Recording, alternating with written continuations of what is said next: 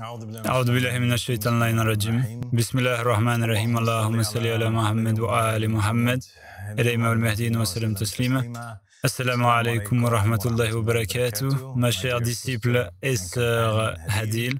Assalamu alaikum wa rahmatullahi wa barakatuh, à mes bien-aimés qui sont présents ici ce soir. Et assalamu alaikum wa rahmatullahi wa barakatuh à tous ceux qui nous regardent depuis chez eux. Merci beaucoup, Abba Al-Sadiq, encore une fois, pour l'honneur de m'asseoir avec toi ce soir. Et depuis la dernière fois où nous nous sommes assis ensemble, la salle est déjà remplie de nouveaux croyants qui sont venus nous rejoindre. Il y a un dynamisme, non seulement ici dans la salle, mais aussi en ligne, avec des personnes du monde entier, avides de ton savoir et de ta guidance, recherchant cette lumière qu'ils savent être uniquement de Dieu pour les guider dans chaque détail de leur vie. Nous avons une liste de questions. Et, avec ta permission, j'aimerais commencer à les poser. La première question vient de Syrie, d'un frère nommé Ibrahim Kansa. Il dit « Que la paix soit sur toi, mon maître, mon guide, mon Seigneur et mon bien-aimé Père. » Je ressens une curiosité qui m'a poussé à te poser cette question. Que peux-tu nous dire sur le Père de Jésus-Christ ? Et pourquoi les narrations ne donnent-elles aucun détail à son sujet après la naissance du Christ, jusqu'à l'événement de la crucifixion ? Ma loyauté totale et absolue est acquise, mon Père. Ton fils fidèle, Ibrahim Kansa, de Syrie. Wa alaykum salam wa rahmatullahi wa barakatuh à Ibrahim, et que la paix soit sur lui et sur tous les croyants en Syrie, en particulier pendant ces temps difficiles. Concernant la question, il se demande pourquoi il n'y a pas beaucoup d'écrits sur Joseph le Charpentier. Joseph le Charpentier est le père de Jésus. La première fois qu'il apparaît, c'est dans le Nouveau Testament. Dans Matthieu, chapitre 1, il y a la généalogie de Jésus-Christ qui retrace son arbre généalogique d'une certaine manière, depuis Abraham jusqu'au roi David et Salomon, et qui descend jusqu'à Joseph, le charpentier, Joseph, le fils de Jacob. Et ensuite, il est dit que Joseph est l'époux de Marie, la mère de Jésus. Ainsi, la généalogie de Jésus, d'une manière assez curieuse, est en réalité tracée à travers Joseph, le charpentier. C'est en quelque sorte la première indication que nous avons qu'il aurait pu être en fait le père biologique de Jésus. Il existe d'autres écrits apocryphes qui abordent cette question. Et que sont les écrits apocryphes? Ce sont essentiellement des manuscrits, des évangiles, des hadiths, des narrations qui existaient mais qui n'ont pas été inclus dans la Bible officiellement canonisée par l'Empire romain. Il y a d'autres sources extérieures qui indiquent encore davantage que Joseph était le père biologique de Jésus. Il est dit par exemple dans un de ses écrits, il est dit que ceux qui prétendent que Marie a été fécondée par le Saint-Esprit sont dans l'erreur. Le Saint-Esprit est féminin, et si Jésus n'avait pas eu un autre père, de père terrestre, alors il n'aurait pas dit « mon Père qui est aux cieux ». Il aurait simplement déclaré « mon Père », point. Joseph est mentionné à de nombreuses reprises dans la Bible que nous avons entre nos mains, mais aussi dans de nombreuses autres sources apocryphes. Si on les rassemble toutes, lorsque l'on recoue ces traditions ensemble, elles nous donnent l'histoire de Joseph. La plupart des narrations, lorsqu'on les rassemble, nous donnent en résumé sa vie que je vais donner maintenant. En gros, il vit les 40 premières années de sa vie en tant qu'un homme célibataire. Il ne se marie qu'à l'âge de 40 ans. Lorsqu'il atteint 40 ans, il prend une épouse avec qui il reste marié pendant 49 ans. Au cours de ces 49 années, il donne naissance à 4 fils et 2 filles. Ses fils sont Jacques, Joseph, Jude et Simon. Ses filles sont Lydia et Assia. Ce sont les noms qui sont mentionnés dans les évangiles. Puis son épouse décède. À ce moment-là, Joseph a 89 ans. Une autre année passe, pendant laquelle il est en deuil pour sa femme. Et c'est à l'âge de 90 ans qu'on lui confie la garde de Marie. La raison en est que Marie approche de la puberté. Elle a alors 12 ans. Les prêtres du temple s'inquiètent qu'elle devienne une source de péché, que quelqu'un commette une erreur avec elle ou qu'on la convoite. Ils décident donc qu'il faut la marier. Ils choisissent donc un homme vertueux parmi les Israélites, et cet homme est Joseph, le charpentier.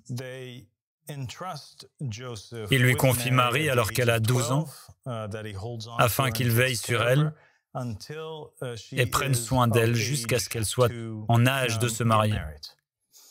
À l'âge de 15 ans, selon les sources, elle tombe enceinte de Jésus. Et ensuite, Joseph prend peur, selon ces mêmes sources. Elle raconte qu'il envisage de la répudier. Comme tout le monde le sait, dans les évangiles canoniques de la Bible, la narration présente la conception de Jésus comme un événement miraculeux. En quelque sorte, il doute, se demandant s'il est ou non le Père. Il pense que Marie a peut-être commis un péché et envisage de la répudier. Mais il finit par avoir une vision dans laquelle un ange lui dit qu'il doit poursuivre sa mission.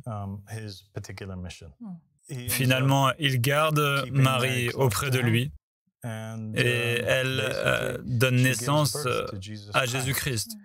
Et les sources rapportent ensuite qu'il emmène ensuite Marie et Jésus en Égypte pour protéger Jésus du massacre ordonné par le roi Hérode à Jérusalem, en Israël,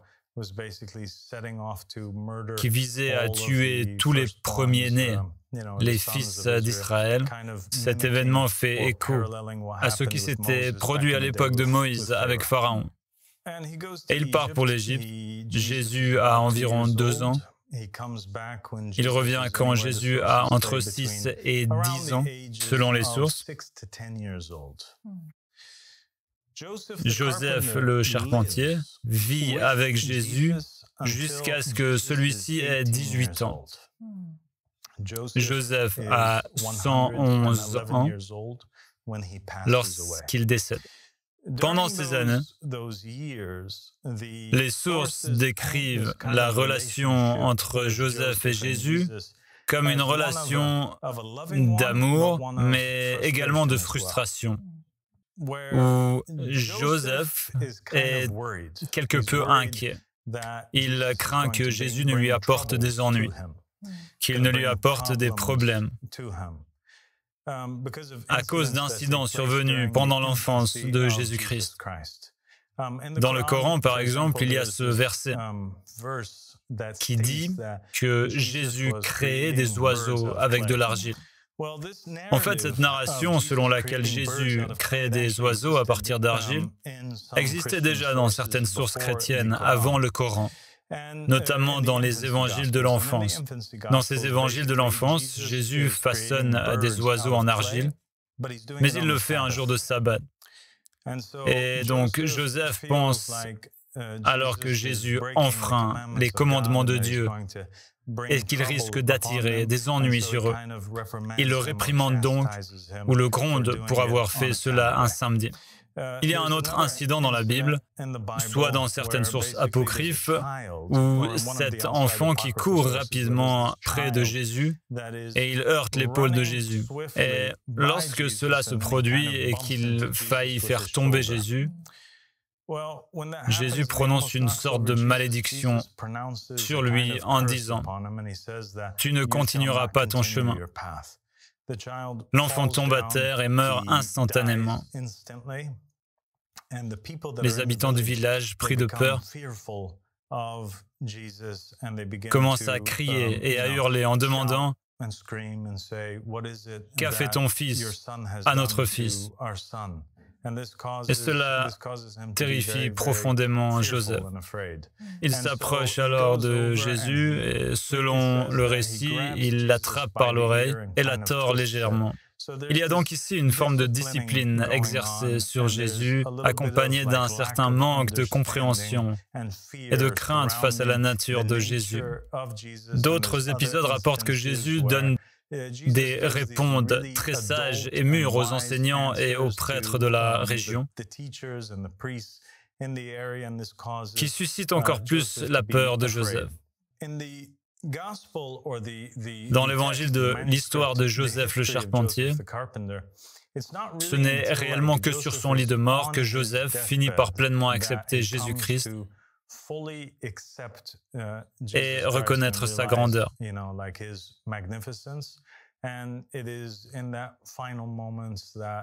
C'est à ce moment-là que Jésus intercède en sa faveur. Et on assiste alors à une scène où Jésus appelle Michel et Gabriel qui descendent pour aider Joseph le charpentier à affronter les terreurs de la mort et à passer en paix de l'autre côté. Voilà, en résumé, l'histoire de Joseph le charpentier. C'était fascinant, surtout de voir à quel point les textes apocryphes contiennent des détails. Et je remercie Ibrahim pour avoir posé cette question. Merci beaucoup à Abba al-Sadiq. Avec votre permission, je passe à la question suivante. Cette question vient d'Imran Mohammad. Il dit « Je suis un musulman atteint d'une maladie mentale. Ma question est la suivante. Selon les médecins, je souffre de schizophrénie paranoïde et je veux savoir si ma maladie mentale est une épreuve de Dieu ou une punition de sa part? Et comment cela affectera-t-il mon au-delà? » Donc, tout ce qui vient de Dieu est bon et constitue une bénédiction. Tout ce qui nous arrive de sa part, tout ce qui nous est donné, qu'il s'agisse de quelque chose de bon ou de mauvais, nous devrions dire merci.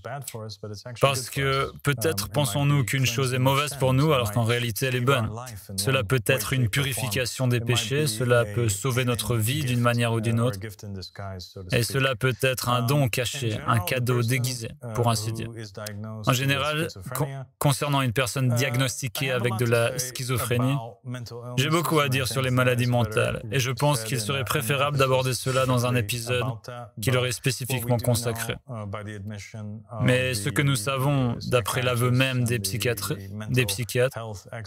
d'après l'aveu même des psychiatres et des experts en santé mentale, c'est qu'ils n'ont pas, pour toutes les maladies mentales qu'ils ont diagnostiquées, de la dépression au TDAH, au TDAH, en passant par le trouble bipolaire et la schizophrénie, ils ne semblent pas avoir le remède. Ils n'ont que des médicaments qui atténuent les effets secondaires de ces maladies mentales. Lorsque nous examinons les personnes diagnostiquées comme schizophrènes, nous constatons que certaines d'entre elles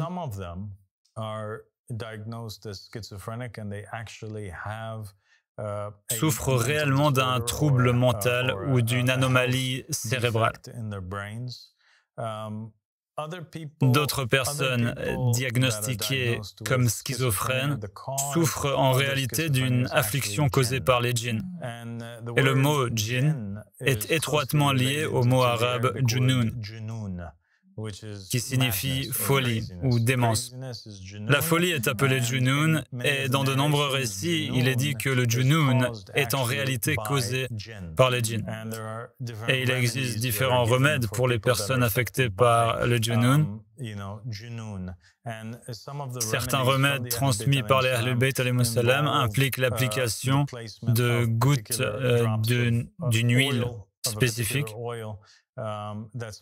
mélangée avec certaines plantes que l'on fait couler dans le nez de la personne atteinte de démence, et cela provoque le départ du djinn. Et ainsi la personne est guérie. Et il y a, par exemple, des gens, prenons par exemple la scène où Jésus rencontre l'homme errant dans les cimetières. Si cette scène se déroulait à notre époque aujourd'hui, si cet homme était arrêté alors qu'il errait dans les tombes et tentait d'attaquer Jésus, on le diagnostiquerait probablement comme étant schizophrène. Les schizophrènes, bien souvent, n'aiment pas se doucher, n'aiment pas se laver, ne prennent pas soin d'eux-mêmes, et c'est l'un des signes de la schizophrénie. Ils entendent fréquemment des voix, ils ont des hallucinations auditives ou visuelles. Ces voix leur murmurent des choses, ils tiennent parfois des propos étranges, ils aiment les endroits impurs et préfèrent rester dans un état d'impureté. Or, c'est exactement la description de l'homme dans le cimetière. Un homme qui voulait rester dans cet endroit impur. Il était possédé par 7 esprits impurs, plusieurs esprits impurs en fait. Il n'aimait pas Jésus, il n'aimait pas sa présence, il se montrait agressif envers lui, et beaucoup de schizophrènes sont agressifs. Donc la question était quoi, en résumé? Comment savoir si cela n'affectera pas mon au-delà? C'est essentiellement la question posée. Donc, que la cause soit les djinns ou un trouble mental, dans les deux cas, la personne n'est pas dans son état d'esprit normal. Et le prophète Mohammed sallallahu alayhi wa alayhi a dit que la personne qui est folle ou qui n'a pas toute sa raison est totalement excusée, car la plume qui inscrit les actions a été levée pour elle. Elle n'est pas jugée pour ses actes ou ses paroles. Tant qu'elle n'est plus raisonnable, elle n'est pas jugée. Et tant qu'il est raisonnable, parce qu'il y a des cas où elles sont dans leur bon état d'esprit et d'autres où elles sont hors d'état d'esprit, je ne m'inquiète donc pas à ce sujet. Allah subhanahu wa ta'ala connaît les intentions et les conditions de toutes ces créatures. Et alhamdulillah rabbil alamin. Alhamdulillah. Merci beaucoup, Abba Al-Sadiq. J'ai vraiment hâte de lire cet épisode et je me disais justement que la science moderne ou la médecine moderne est très en retard par rapport à la connaissance que nous avons des Ahlul Bayt, alayhum salam. Je vais donc passer à la question suivante, si vous me le permettez. Cette question nous vient d'Allemagne. Elle émane de Léo. Il s'interroge sur la crémation. Il demande si c'est permis.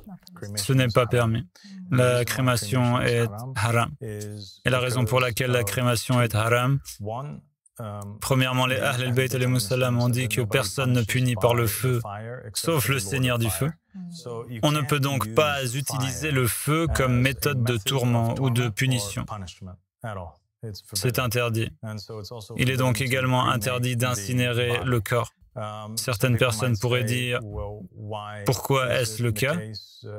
Il ne serait pas torturé puisqu'il est déjà mort. » Et cela nous amène à la deuxième affirmation des Ahl al-Bayt alayhimus salam ou à la deuxième raison. Ils disent que le prophète Mohammed sallallahu alayhi wa alayhi a dit que tout ce qu'il n'est pas permis de faire à un être humain de son vivant, il n'est pas permis de le faire à son corps une fois qu'il est mort.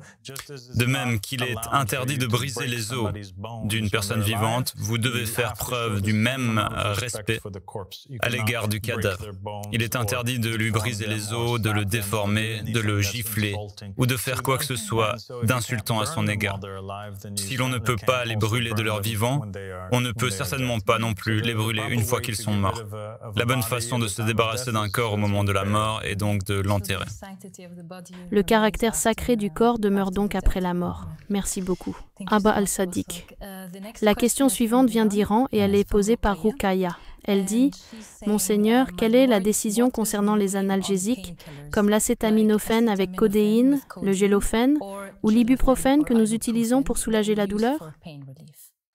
Donc en ce qui concerne les médicaments, tant que l'enveloppe extérieure de la pilule n'est pas fabriquée à partir d'une sorte de gélatine animale, il est permis d'utiliser le médicament si vous en avez besoin. En fait, C'est une sorte d'obligation pour les gens d'utiliser des médicaments lorsqu'ils en ont besoin. Il y a une histoire célèbre des Ahl al-Bayt alayhimu salam qui parle d'un prophète. Parmi les prophètes d'Allah subhanahu wa ta'ala, il est tombé malade, il a demandé à Allah subhanahu wa ta'ala de le guérir. Dieu ne l'a pas guéri, il l'a fait attendre. Puis tout à coup, un médecin est apparu et a offert de guérir le prophète en lui donnant un médicament particulier. Le prophète a refusé de prendre le médicament et il a continué de refuser de prendre le médicament. Le médecin insistait pour qu'il prenne ce médicament et il a dit non, j'ai confiance en Dieu. C'est à ce moment-là que Dieu a inspiré le prophète et lui a dit, par Allah, si tu ne prends pas le médicament, je ne te guérirai jamais. Cela montre que l'utilisation de la médecine moderne pour se soigner n'est pas un crime, mais plutôt une obligation et quelque chose que vous devriez faire. Mais vous ne devriez jamais prendre de médicaments à moins que vous n'en ayez absolument besoin. Il y a une autre narration du prophète où il avertit les gens et dit « Quiconque prend un médicament dont il n'a pas besoin et meurt, je n'en suis pas responsable. » Il y a une autre narration du prophète où il avertit les gens et dit qu'il n'existe aucun médicament qui n'ait un effet secondaire, qu'il n'existe pas de médicament qui existe sans qu'il ait un effet secondaire. Il n'y a pas de médicament. Donc, si vous prenez quelque chose dont vous n'avez pas besoin et que vous en prenez trop, cela vous donnera une maladie ailleurs. Les Ahl al-Bayt alayhimu salam ont dit que le meilleur type de médicament, la meilleure chose que vous puissiez faire pour votre corps en général, c'est de ne jamais rien mettre à l'intérieur, sauf ce qui est absolument nécessaire. Si vous faites cela, votre corps se débrouillera tout seul. Ne prenez donc des médicaments que lorsque c'est absolument nécessaire. Ne mangez que lorsque vous avez absolument faim, ne buvez que lorsque vous avez absolument soif, etc. Merci beaucoup, Abba al-Sadiq. Je vais passer à la question suivante. La question dit « Assalamu alaikum wa rahmatullahi wa barakatuh, Père bien-aimé. J'aimerais savoir ce que signifie le fait que l'eau se trouve sous son trône, comme dans le verset 7 de la sourate Hud. Que signifie l'eau? Merci. » Donc, Dieu dans le Coran établit donc son trône sur l'eau. Et ce qui est également intéressant, c'est que dans les narrations, Iblis établit également son trône sur l'eau. Et c'est tout à fait logique car le sens du mot « eau » ici est la connaissance. Ainsi, le trône ou la domination, la puissance de Dieu est basée sur sa connaissance. C'est là qu'il place son trône. Et c'est la même chose pour Iblis. Son trône est établi parce qu'il est un ange d'une grande connaissance. Il était un ange de grande connaissance avant de rejeter Adam et d'être maudit par la miséricorde d'Allah subhanahu wa ta'ala. Merci beaucoup, Abba al-Sadiq. La question suivante vient en fait de l'une des 104 personnes, la sœur Zahra d'Iran, qui dit « Que la paix soit sur le prophète d'Allah, que la paix soit sur vous. Que la paix soit sur vous. » Elle a deux questions. Sa première question concerne l'amour intense pour une personne est-il considéré comme du shirk ou comme le fait d'associer des partenaires à Dieu? Et sa deuxième question est la suivante. Est-ce que le fait d'avoir été réprimandé en rêve, il y a 2 mois, par le père Abba al-Sadiq, alayhi salam, est nécessairement un rêve réfléchi ou véridique? Voilà ces deux questions. Oui, tout rêve dans lequel quelqu'un voit un membre des Ahl al-Bayt alayhimu salam est un vrai rêve. Et nos paroles dans les rêves sont comme nos paroles dans la réalité. Si elle voulait en savoir plus, je pourrais probablement lui donner plus d'explications, mais je suppose qu'elle ne veut pas le faire en public. Tu peux donc lui demander. En ce qui concerne sa première question, l'amour extrême de quelqu'un est-il considéré comme du shirk? Ce n'est considéré comme du shirk que si cet amour vous fait désobéir à Dieu, ou si cet amour est plus intense que votre amour pour Allah subhanahu wa ta'ala. Ainsi, si vous viviez à l'époque du prophète Mohammed sallallahu alayhi wa sallam, et que l'amour de votre père ou de votre mère vous a empêché d'émigrer avec le prophète de la Mecque à Médine, vous êtes en dehors de la foi. C'est ce type d'amour qui est condamné et qui fait de vous un polythéiste. Mais si vous aimez une personne sans la mettre au-dessus de Dieu, alors c'est bon, il n'y a rien de mal à cela.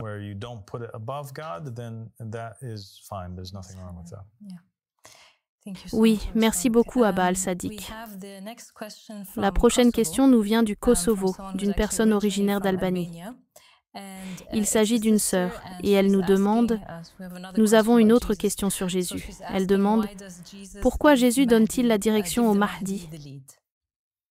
Le Mahdi est le successeur du prophète Mohammed sallallahu alayhi wa sallam. Jésus est le successeur et le sauveur des Bani Israël. La nation de Mohammed sallallahu alayhi wa sallam est meilleure que la nation d'Israël. C'est un fait. Et c'est parce que l'alliance est passée de l'un à l'autre. Les musulmans ont accepté Jésus et sa nation a accepté Jésus. Les Israélites ont rejeté Jésus. Le Mahdi lui-même a un statut plus élevé que celui de Jésus. C'est un autre fait. L'assumption que les sunnites prennent, les sunnites partent du principe que Jésus ou certains sunnites est meilleur que le Mahdi parce que Jésus est un prophète et que le Mahdi n'est pas un prophète. En général, ce qu'ils entendent par Mahdi, pour les chiites, ils parlent de Mohammed ibn al-Hassan al-Askari alayhi salam. Quant aux sunnites, ils parlent simplement du Mahdi unique, promis pour la fin des temps. Mais ce que les narrations des Ahl al-Bayt alayhi salam indiquent très clairement, c'est que le successeur de Mohammed, Ali ibn Abi Talib, est meilleur que tous les autres successeurs. Et le prophète Mohammed sallallahu alayhi est meilleur que tous les autres prophètes, et le sauveur issu de la lignée de Mohammed est également meilleur que tous les sauveurs issus des autres nations. Le Mahdi est donc meilleur que tous les autres prophètes et messagers. Le prophète Mohammed et la famille du prophète Mohammed, en particulier le prophète Mohammed, Ali ibn Abi Talib et les 11 imams qui viennent après eux, ils sont meilleurs que tous les prophètes et les messagers qui sont venus sur la terre. Il est naturel de conclure que lorsque Jésus prie derrière le Mahdi et lui remet la bannière de la direction, il s'agit d'un acte grandiose, d'un acte important. Ce n'est pas simplement un acte de politesse, comme s'ils se tenaient tous les deux à la porte et que Jésus leur disait, et que Jésus lui disait, vas-y, toi d'abord. Ce n'est pas comme ça. Lorsque Jésus accepte de prier derrière le Mahdi, il accepte l'imama du Mahdi sur lui-même. Le Mahdi est donc l'imam de la nation croyante. Il est l'imam de tous ceux à qui le prophète Mohammed sallallahu alayhi wa sallam a été envoyé, parce qu'il est le successeur de Mohammed, le représentant de Mohammed. Mohammed a été envoyé pour tous les mondes. Le Mahdi est donc l'imam de tous les mondes, y compris de Jésus-Christ.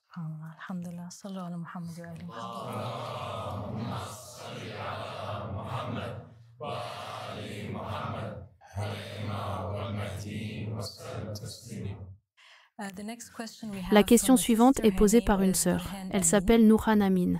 Elle dit que la paix, la miséricorde et les bénédictions d'Allah soient sur toi, Abba Al-Sadiq. J'aimerais connaître ton opinion sur Hassan Nasrallah. Penses-tu qu'il soit sincère en ce qui concerne la cause palestinienne et son objectif de libérer la terre de l'occupation sioniste, ou fait-il partie d'un autre agenda ?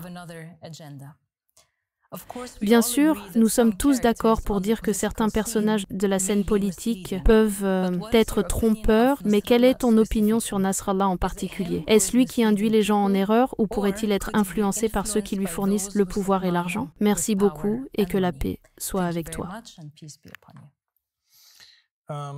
Hassan Nasrallah est mort maintenant. Il n'est donc plus en vie.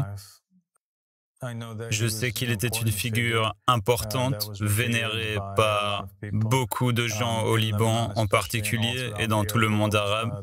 Ils l'aimaient beaucoup parce qu'il s'était battu contre Israël et qu'il était responsable de la libération du Liban lors d'une guerre passée entre le Liban et Israël.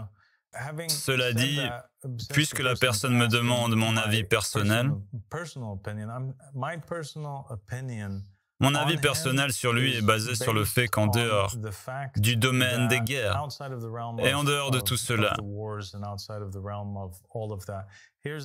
voilà le problème avec Hassan Nasrallah. Le problème avec Hassan Nasrallah, c'est qu'il est au pouvoir depuis très longtemps. Nous savons qu'il était le chef du Hezbollah, nous savons qu'il était essentiellement un partisan, qu'il recevait ses fonds de l'Iran et qu'il était un partisan de Khamenei.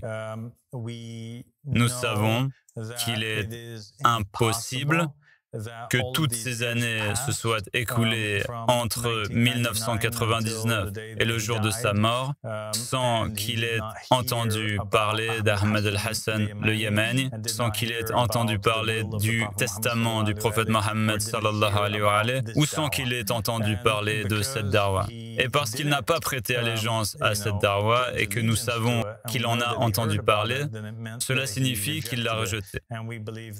Et nous croyons que quiconque rejette le testament du prophète Mohammed sallallahu alayhi wa alayhi meurt sans avoir prêté serment d'allégeance, ce qui signifie qu'il meurt en fin de compte de la mort de l'ignorance. Ils étaient donc malheureusement dans l'égarement. Mais je pense aussi qu'il y avait également une grande tromperie dans laquelle il était impliqué. Car j'ai visité le Liban à plusieurs reprises et j'ai visité le Liban en 2008 et en 2009. Et je me souviens que lorsque je me promenais dans les rues, ils distribuaient ces brochures. Ces brochures parlaient des personnages de la fin des temps. Ils endoctrinaient les Libanais en leur faisant croire que Hassan Nasrallah, Khamenei et les autres étaient des personnages de la fin des temps, de bons personnages de la fin des temps. Ils enseignaient que Hassan Nasrallah était le Yémeni. Et cela se passait alors qu'il était pratiquement en charge du Liban. Je veux dire qu'il l'était. Le Hezbollah était vraiment en charge du Liban. Et il a permis à cette idée de se concrétiser. Il n'a pas rejeté cette notion ou cette idée. Il a rejeté Ahmed al-Hassan, il a rejeté le Qaïm de la famille de Mohammed.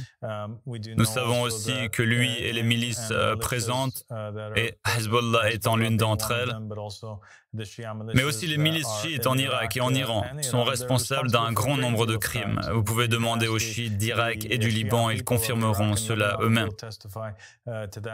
Donc, je ne pense pas que cet homme ait eu quoi que ce soit à faire avec Dieu, qu'il ait eu quoi que ce soit à faire avec les Ahl al-Bayt. Et certainement, il n'a rien à voir avec l'imam al-Mahdi alayhi salam, et Allah et son messager sont innocents de... Voilà donc mon opinion à son sujet. À part cela, il a été remis à Dieu et c'est Dieu qui le juge. Merci beaucoup, Abba al-Sadiq, pour cette clarification. Je vais passer à une autre question, la dernière. La personne dit « Que la paix soit sur toi et que la miséricorde d'Allah et ses bénédictions soient sur toi, mon maître bien-aimé. » Dans le Diwan d'Al-Khasibi, il est dit, à propos de la bataille de Kerbala, que la paix soit sur celui qui s'est tenu comme un ressemblant représentant son maître rencontrant la mort sous sa bannière. La personne dit alors, « Nous avons appris de toi, mon maître, que le ressemblant crucifié, que la paix soit sur lui, était l'ange de la vérité, Nun Raël. » Qui était donc le ressemblant à Kerbala ? Si l'on se réfère à la déclaration d'Al-Khasibi qui dit que la paix soit sur celui qui s'est tenu debout comme un ressemblant, était-ce également Nun Raël ? C'est à toi de répondre ou de t'abstenir. La personne qui a posé la question s'appelle Mary Hussein. Donc, oui, c'est une question intéressante. Et il pose la question suivante. D'accord, si Jésus, le fils de Marie, était trop précieux aux yeux de Dieu, essentiellement, je vais reformuler la question plus simplement. Si Jésus, le fils de Marie, était trop précieux pour Dieu, donc Dieu l'a épargné de la croix et fasse en sorte qu'un ange prenne sa place, eh bien, on sait que de certains écrits de l'un des grands chers alaouites de cette école de pensée il dit en substance que l'imam al-Hussein alayhi salam avait lui aussi un ressemblant, qui est donc le ressemblant de l'imam Hussein alayhi salam. Lorsque nous allons dans le Haft al-Sharif, nous y trouvons quelques indications sur son identité, des indications très claires. Nous avons également un hadith des Ahl al-Bayt alayhi salam qui dit en substance, il dit: si nous n'avions pas peur pour nos chiites de la mort, nous leur aurions raconté ce qui s'est passé à Karbala. Il y a donc maintenant un grand mystère et une grande vérité qui se sont produits à Karbala et que les Ahl al-Bayt alayhi salam connaissent. Ils veulent la partager avec les chiites, mais ils ont peur de le faire parce qu'ils risquent alors d'être tués. Pourquoi cela entraînerait-il leur mort? De toute évidence, il s'agit d'une vérité lourde, un peu comme si Abu Dhar avait su ce qu'il y avait dans le cœur de Salman, il l'aurait tué. Les musulmans se seraient retournés contre les chiites et les auraient tués s'ils avaient su que c'était quelque chose en quoi ils croyaient. Quelle était donc cette lourde vérité? Était certainement liée à ce qui est arrivé à l'imam al-Hussein alayhi salam à Karbala. Et qu'est-ce qui a pris sa place?